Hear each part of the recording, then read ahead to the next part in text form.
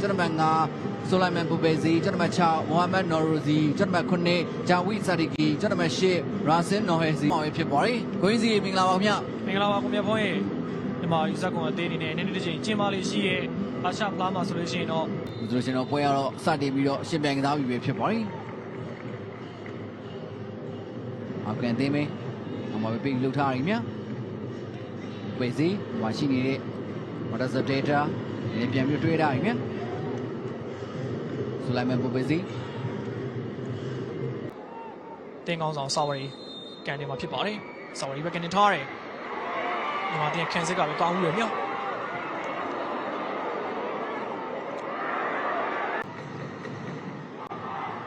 အောင်ဒီကကနေထားတယ်ကောင်းတိုက်တယ်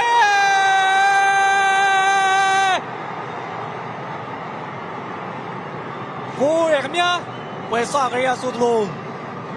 အော်ကန်ဒစ္စတန်အသင်းဘက်ကိုရက်ဆက် PRV တိုက်စစ်နေခဲ့ညီမအသင်းဒီနေ့မှာတော့ပြည်သက်တွေမျောလင်းနေတဲ့ဥဆောင်ကိုတော့သူ့ယူသွားနိုင်ခဲ့ပြီလည်းဖြစ်ပါတယ်။ Overall ကိုင်းစီမျိုးခန့်ကျော်ကမောင်ရင်မရှိခေါင်းတိုက်အဆုံးသက်ပြီးတော့အရှင်မြမအသင်းအတွက်အဖွင့်ကိုတော့ဘလို့မြင်တွေ့ရတဲ့ပုံစံတိုင်းပဲသူယူပေးခဲ့တာပဲဖြစ်ပါတယ်။ဒီကောင်ကအောင်ဒီဟာရဲ့ကနေပေးဖို့မှုကလည်းတော်လေးကိုတိကျခဲ့သလိုဆုံးသက်ခဲ့တဲ့မျိုးခန့်ကျော်ကလည်းအမောင်ရင်လုံးဝမရှိခဲ့တာပဲဖြစ်ပါတယ်။ဟုတ်ပါတယ်ကိုမြတ်ဖွင့်ဒီချိန်မှာတော့မျိုးခန့်ကျော်ရဲ့ခေါင်းတိုက်ချက်ကိုအာဖဂန်နစ္စတန်ရဲ့ကုသမမူစတာဖာလုံးဝဒီမှာလာကိုဖြစ်ပြောင်းလဲနိုင်ခဲ့မယ်ဆိုလို့ရှိရင်တော့ဒီမှာအသင်းဒုတိယပိုင်းမှာတော်လေးတတော်တတာအနေထားနဲ့ကစားနိုင်မှာပဲဖြစ်ပါတယ်လင်းအောင်ဆိုင်မြမင်းအားကစားဝန်နာရှင်ပြည်သူများခင်ဗျာကျွန်တော်စီကံတင်ဆက်နေစဉ်အတွင်းမှာပဲမြန်မာအသင်းနဲ့အာဖဂန်နစ္စတန်အသင်းတို့ရဲ့ပထမပိုင်းပဲကစားချိန်ကတော့ပြီးဆုံးသွားခဲ့ပြီပဲဖြစ်ပါတယ်ပထမပိုင်းပြီးဆုံးချိန်မှာတော့တကူအသင်းကဦးထားခဲ့တာပဲဖြစ်ပါတယ်လူခန့်ကျော်လင်းအောင်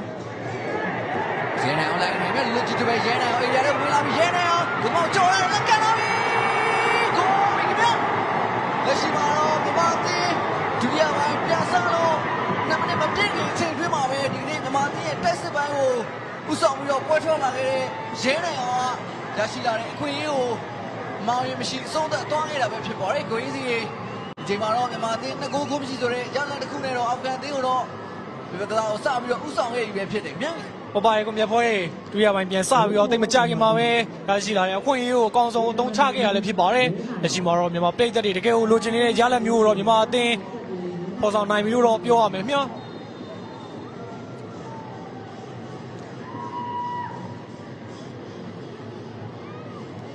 စောပိုင်းရဒုတိယမြောက်ဦးဆောင်ကိုရရှိခဲ့အခိုက်အတန့်ကိုပြန်လည်ပြသနေခဲ့ရလည်းဖြစ်ပါတယ်ကွင်းရချန်လန်တင်ရဲ့အကွက်မြင်ဖေးဖို့မှုကိုတစ်စက်ပိုင်းမှာရှိနေခဲ့တဲ့ရဲနိုင်အောင်အာဖဂန်အသင်းရဲ့ဂိုဒမာမူစတာဖာအမရီပဲနည်းနည်းပြန်ထွေးလာတယ်နော်ရိုစီချန်လန်တင်ကိုမောင်စီပြန်ပေးတယ်မြကိုမောင်ထက်ဝေးရန်နေအောင်ပဲကြာသေးတယ်မြတ်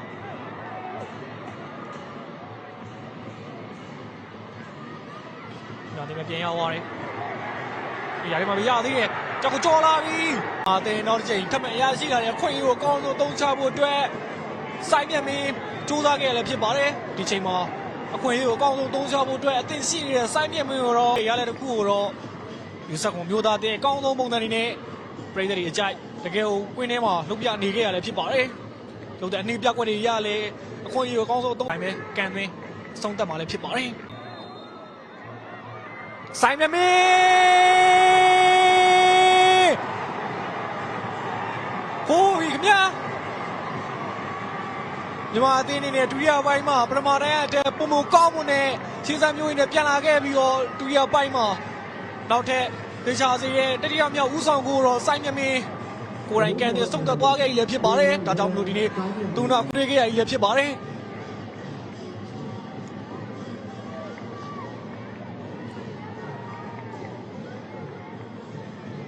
အာရှိလာတဲ့ပနတီပြည့်တယ်မဟုတ်လေသူကိုယ်တိုင်ဖန်တီးခဲ့ပြီးတော့အာရှိလာတဲ့ပနတီအခွင့်အရေးကိုလည်းအမောင်းကြီးမရှိဘဲနဲ့ဟိုကောင်းမွန်တဲ့ရလက်မျိုးတော့မြန်မာအသင်းဖော်ဆောင်သွားနိုင်ခဲ့မှာလည်းဖြစ်ပါတယ်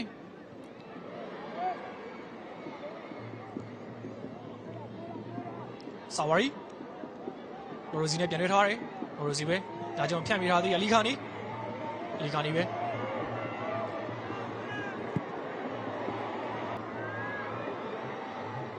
အာဖဂန်နစ္စတန်တင်းပဲပြန်ကြမှာထုတ်ပေးထားသေးတယ်ကြောက်ပဲခောက်ထားသေးတယ်ဒီရိုက်ပဲဖြတ်ထိုးပေးထားသေးတယ်လက်ကန်နဲ့ဟိုးပြီခင်ဗျာတော့အထင်မဲ့မထားတဲ့အခြေအနေတစ်ခုကနေအာဖဂန်နစ္စတန်အသင်းခြေပါကိုရောက်ယူသွားခဲ့ပြီလေဖြစ်ပါတယ်မြန်မာအသင်းရဲ့ကစားသမားတွေတိုက်လန်ဟန်တော့ကိုကြိုးစားခဲ့ပေမဲ့လည်းဘောလုံးကတော့ကိုစီကိုကျော်လွန်သွားခဲ့ပြီလေဖြစ်ပါတယ်လူဆောင်ဝင်ကစားသမားအလီခါနီအာဖဂန်နစ္စတန်အသင်းအတွက်ခြေပါကိုသွင်းယူပေးသွားနိုင်ခဲ့ပြီလေဖြစ်ပါတယ်